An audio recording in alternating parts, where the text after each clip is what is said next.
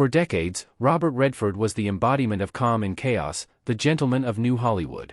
While others exploded, faded, or flamed out, Redford stayed grounded, golden, and above the fray.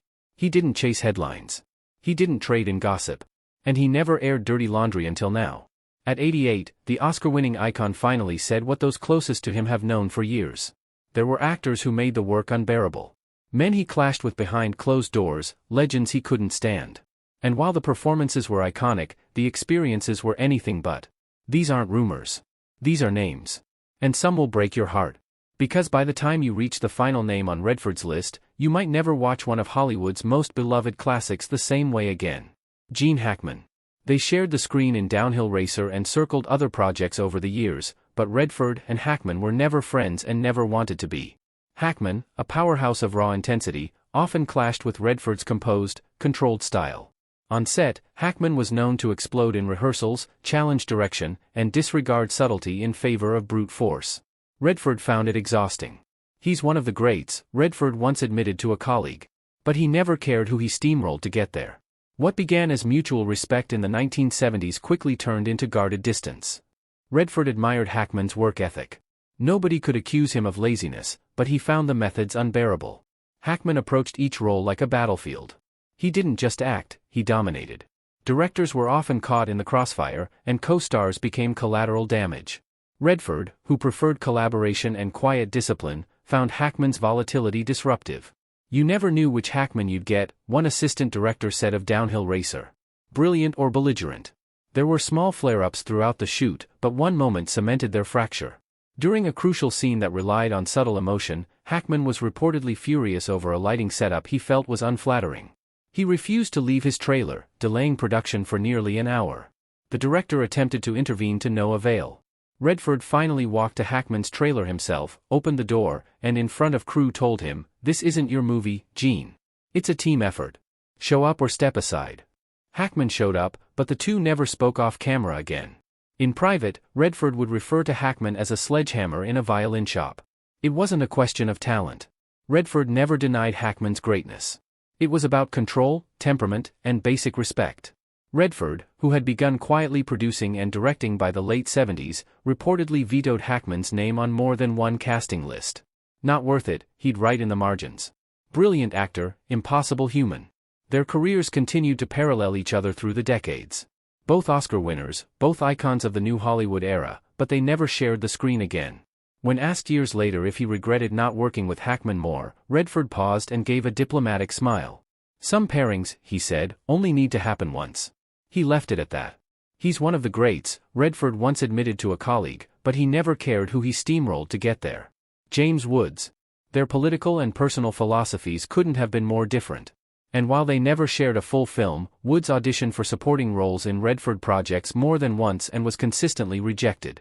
Redford later revealed he found Woods deeply unsettling and intensely difficult to even sit in a room with. One casting session ended with Redford reportedly walking out after Woods challenged him on Vietnam policy during a read for a courtroom drama. "He brought chaos to places that needed quiet," Redford said later. "I wasn't interested in managing that energy. It wasn't just a matter of politics, though that certainly didn't help." Redford, measured, principled, and understated, found Woods's confrontational style exhausting. Woods prided himself on being the smartest guy in the room, but Redford didn't care for games of intellectual own-upmanship. He never wanted to understand the story, Redford reportedly said of their earliest meeting. He wanted to dominate it. The two men existed on opposite ends of the creative spectrum. Redford thrived in quiet intensity, character nuance, emotional layering. Woods, by contrast, exploded into rooms with kinetic force. Sharp, wired, often unpredictable. "He could give you brilliance," one casting director said, "but you had to survive the storm first." Redford wasn't willing to take that chance. The clash became folklore among casting directors. One particularly tense encounter happened in the late 80s during pre-production for a legal thriller Redford was developing. Woods came in for a supporting role and launched into the scene with razor-sharp precision, only to break character halfway through to debate a line's political implication. What began as an acting exercise quickly devolved into a lecture on Cold War foreign policy. Redford listened for less than 2 minutes before closing the script and leaving the room. "If I wanted a debate," he said afterward, "I'd go back to college." Even years later, Woods continued to needle Redford in interviews and private industry panels. While never naming him directly, Woods would occasionally reference Hollywood hypocrites who preach peace but run studios like generals. Insiders who knew the history saw through the coded language. Redford, for his part, refused to respond publicly, but the blacklisting was silent and absolute. His casting notes reportedly included a single blunt phrase next to Woods's name. Never ever. Woods's undeniable talent made him a favorite for edgy, unpredictable roles, but Redford wanted none of it. There's a difference between tension and toxicity. He once said he never understood that line. The opportunities evaporated. The phone never rang again. And even as Woods's career shifted more toward controversy than craft, Redford stayed silent, except for the occasional sharp comment in private rooms.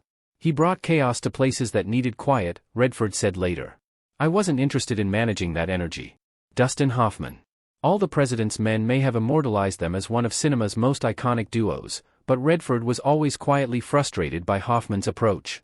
Hoffman improvised frequently, challenged scripts, and had a habit of changing blocking mid-scene. Redford, a director's actor with laser focus, hated the unpredictability.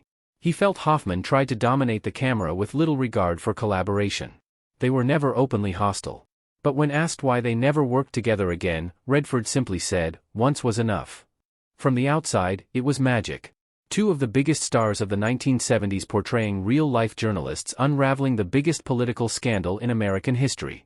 But behind the scenes, it was a slow, grinding clash of two very different artistic philosophies. Redford came to set prepared, meticulous, and dialed in. Hoffman preferred spontaneity, sometimes altering his delivery on the fly, throwing off rhythm and energy that Redford had spent hours shaping. Crew members described the atmosphere as quietly tense, not explosive, not dramatic, just uneasy. Hoffman would rehearse a scene one way and shoot it another. He would subtly reposition himself during takes to shift the visual focus, often stepping into Redford's light. At first, Redford tried to shrug it off as part of the creative process, but as production wore on, the interruptions began to wear him down. There was one scene, a phone call sequence in the newsroom where Hoffman reportedly did 7 takes, each with a different tone, pacing, and set of unscripted lines. Redford, who had to react off those unpredictable changes, was said to be seething by the end. Director Alan J. Pakula walked the line delicately, never letting the tension boil over, but everyone on set could feel it. You could tell Bob was biting his tongue, one lighting tech recalled. Every single day behind closed doors, Redford voiced concerns about losing narrative cohesion. "We're trying to tell a story," he was overheard saying to Pulla during a break, "not chase 1,000 little moments." Still, the director kept both stars in orbit, barely knowing the result would be unforgettable, even if the process was fragile.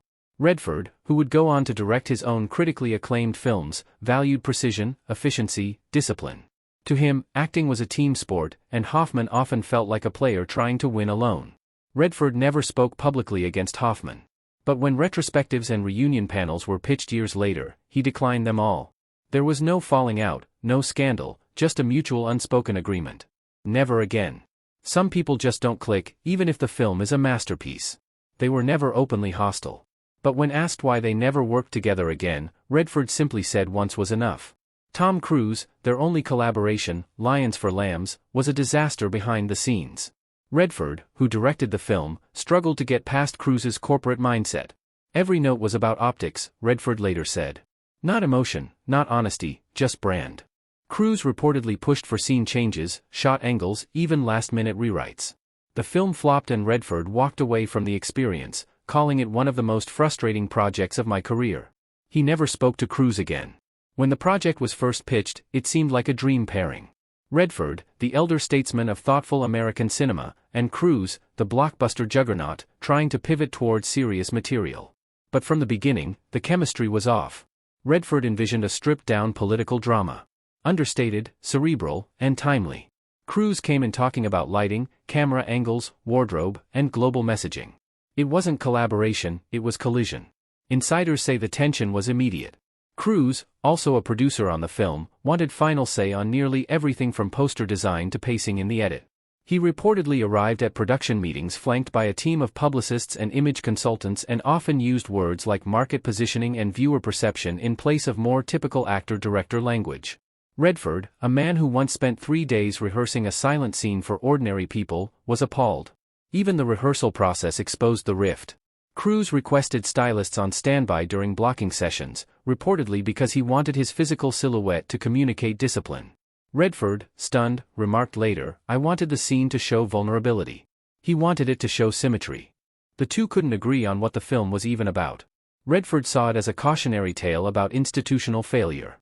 Cruise viewed it as a redemption arc for a charismatic leader. On set, the energy only grew more strained. Cruise would often stop mid-scene to request a lighting adjustment or to suggest a punchier line that wasn't in the script. Redford, patient to a fault, tried to accommodate at first, but by week 3, he was openly frustrated. One assistant on the film described a moment during a take when Redford leaned in and quietly asked, "Are we acting or are we selling a campaign ad?" Even in post-production, Cruise's fingerprints were everywhere. He reportedly requested multiple cuts of his scenes, arguing about the exact length of a reaction shot. Redford gave him rope until the studio intervened and sided with Cruise. That was the final straw. Redford delivered the film.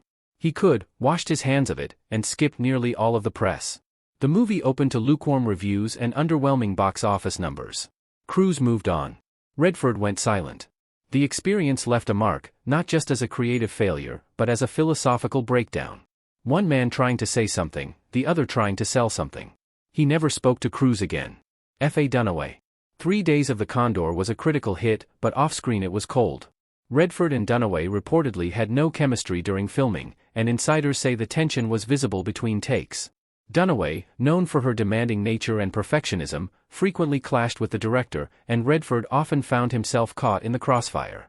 "She wasn't difficult because she cared," one crew member said. "She was difficult because she didn't trust anyone, not even him." Redford called her a storm in heels. From the outset, the pairing looked promising. Redford was at the height of his powers, box office gold, with a reputation for calm professionalism. Dunaway had just come off Chinatown and was widely regarded as one of the most compelling actresses of her generation, but their working styles couldn't have been more different. Redford valued subtlety, economy, and restraint. Dunaway arrived on set each day like she was preparing for war. Fiercely protective of her process, and unafraid to challenge anyone, including the director or her co-star, she would frequently ask to review dailies, request rewrites of lines the night before filming, and was known to demand changes to lighting setups that had already been approved. Redford, who believed in trusting the team and preserving momentum, began to see the production as less of a creative space and more of a daily negotiation. According to one script supervisor, Redford once said during a break, "We're here to find truth, not micromanage every syllable into submission." Their scenes together were tight, moody, charged, but that tension wasn't acting. It was barely contained frustration. Dunaway would ask for multiple takes of a single line, adjusting the inflection down to the syllable. Redford, who preferred to trust instinct and move forward, grew increasingly irritated. He once reportedly muttered, "We're not building a watch here." As she requested a fourth reset during a relatively minor scene, the tension began to show. One day, the strain finally bubbled over during a closed-door meeting with director Sidney Pollack. Dunaway had questioned the emotional logic of her character in a key scene. Redford, sitting silently at first, finally snapped. "It's espionage, Faye, not Chekhov." The room went quiet. She walked out. The next day, she returned as if nothing had happened, but the mood never recovered. Despite the on-screen intimacy required by the script, there was nothing warm about their dynamic. Redford reportedly requested a body double be used for insert shots after Dunaway rapped. When asked about her in a press interview years later, he paused, smiled thinly, and said, "She's unforgettable." No collaborations followed. No reunion panels. No nostalgic interviews about the making of the film. "She wasn't difficult because she cared," one crew member said. "She was difficult because she didn't trust anyone, not even him." Redford called her a storm in heels. Robert Duvall. Though they both starred in The Natural, Redford and Duvall were like oil and water. Duvall's improvisational, instinct-first approach clashed with Redford's structured precision. Redford reportedly asked Duvall to stick to the script during a pivotal scene, and Duvall flatly refused. What followed was a behind-the-scenes shouting match that crew members still talk about. Duvall wanted to play jazz, Redford said later. "I wanted to play composition. It wasn't music, it was noise." From day one on set, their differences were obvious. Redford approached the film like a symphony, rehearsed, timed, emotionally calibrated. He had spent weeks preparing for the role of Roy Hobbs, fine-tuning every detail down to body language and breath. Duvall, meanwhile, showed up with no notes, no rehearsal plans, and a firm belief that real acting came from the gut, not the page. At first, Redford admired the rawness. Duvall's portrayal of cynical sportswriter Max Mercy was electric, unpredictable, and deeply lived in. But as the shoot wore on, that same unpredictability became a liability. Duvall would rewrite lines in the makeup chair, shift the rhythm of a scene without warning, or deliver a completely different emotional tone from take to take. Redford, known for his patience, began to lose it. Their differences weren't just stylistic. They were personal. Redford was quiet, measured, deliberate. Duvall was explosive, volatile, almost gleefully chaotic. On the set of The Natural, that contrast created an undercurrent of friction that never quite boiled over, but never cooled either. They were both brilliant, said one crew member, but they weren't making the same movie. The breaking point came during a crucial confrontation scene. Redford wanted to hit a specific emotional beat, one that tied directly into a larger arc he and director Barry Levinson had carefully constructed. Duvall, uninterested in any arc that wasn't his own, kept undercutting the tension with sarcastic ad-libs. Redford stopped the take, turned to Duvall, and said, "It's not your movie." Duvall fired back, "It's not anyone's until it's real." They argued for 15 minutes while the cameras rolled in silence. Crew members backed away. One sound technician later said it was like watching a campfire turn into a forest fire. Levinson eventually stepped in to mediate, and the scene was completed, barely. After the shoot, Redford was asked about working with Duvall. His response was clipped. "He's brilliant, but I don't need to go through that again." Duvall never responded publicly, but the two were never in the same room again, even during press tours. There's a reason no second collaboration ever materialized. Not because of lack of opportunity, but because neither man had forgotten the flameout. Duvall wanted to play jazz. "I wanted to play composition," Redford said later. "It wasn't music. It was noise." Paul Newman. It's the name no one expected. The man most associated with Redford. The partner in Butch Cassidy and the Sundance Kid and the Sting. The other half of the myth. But according to Redford, the relationship wasn't what it seemed. "He was charming," Redford said, "but he always kept a distance, and sometimes he played dumb to get away with more than he should have." There was no dramatic feud, just the slow erosion of trust. When Newman began taking more producer control on The Sting, Redford felt the shift. "He stopped being my co-star and started being my competition," he once confided. The friendship never fully broke, but it faded into polite distance. From the outside, they were lightning in a bottle, the perfect contrast. Newman was all cool blue charisma and effortless magnetism. Redford, the quiet storm, thoughtful and composed. Together, they changed what a movie star could be: funny, self-aware, dangerously charming. But beneath the surface, Redford always sensed something guarded in Newman, a wall he could never quite scale. Their dynamic on Butch Cassidy was warm and easy, built on laughs and long days in the desert. But by the time they reunited for The Sting, something had shifted. Newman had more clout. He arrived to meetings flanked by studio executives, often with notes on scripts, casting, even camera placement. Redford, still more interested in the art than the politics, felt himself pushed to the sidelines. It stopped being two guys making a movie. One crew member later said it became a chess match between stars. Redford kept his frustration mostly private, but those close to him saw the toll. He admired Newman deeply, but he also resented the way the public treated Newman as the soul of their partnership. In interviews, journalists would direct questions to Newman first. Headlines would lean on Newman's name. "Paul was the face," Redford once said, "and I was the footnote."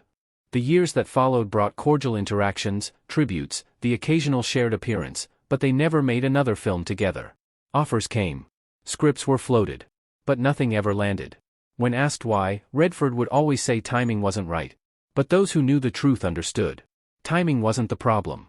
Trust was. There was no rift, no betrayal, just two icons quietly drifting apart, one silent mile at a time. Some of these names will hurt. Others will feel inevitable. But together they paint a picture few have seen before, of a man who, for all his poise and restraint, carried the scars of collaboration just like anyone else. Because for all the sunshine on screen, Redford's Hollywood had shadows, too.